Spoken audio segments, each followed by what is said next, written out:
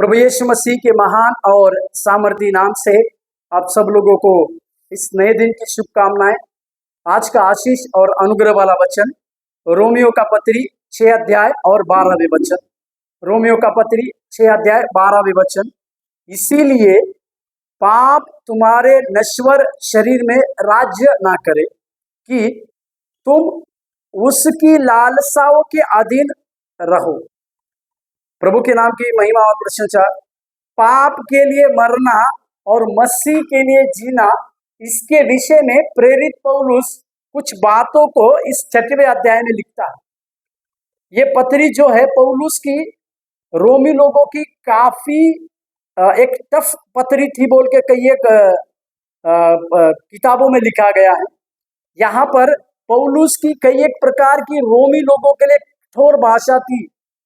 रोमी लोग अपने आप को उस प्रकार से धर्मी मानते थे क्योंकि उनके पास एक सेना थी। उस सेना की बदौलत वो अपने आप में एक प्रकार की घमंड की बातों को करते थे। इसी के लिए वे अपने जीवन में रोमी साम्राज्य ही सबसे बड़ा है, इस प्रकार की बातें थे।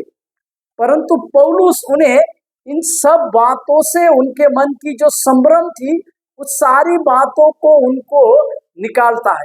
यहाँ पर 12वें वचन में दो बहुमूल्य चीजों के ऊपर वो बात करता है कि पाप का नश्वर शरीर, मतलब पाप के द्वारा काम करने वाला शरीर एक नश्वर होता है।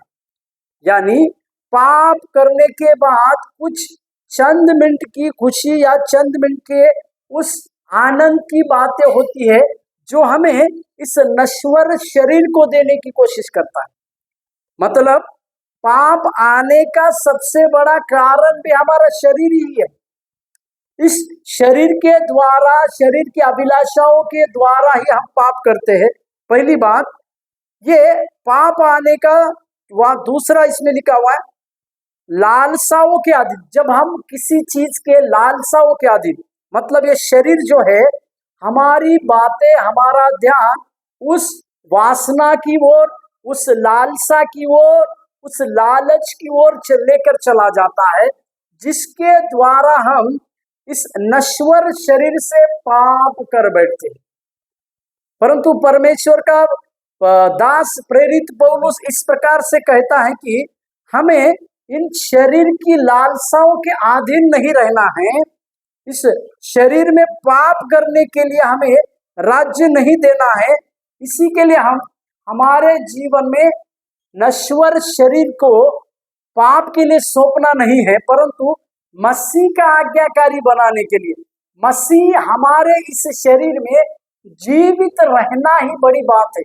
इसी के लिए मसीह में जीवित रहना मतलब लालसाओं को हटाना है, पाप की देह से दूर होना है, नश्वर शरीर को हम परमेश्वर के कामों में वश में लाने की बातें हैं।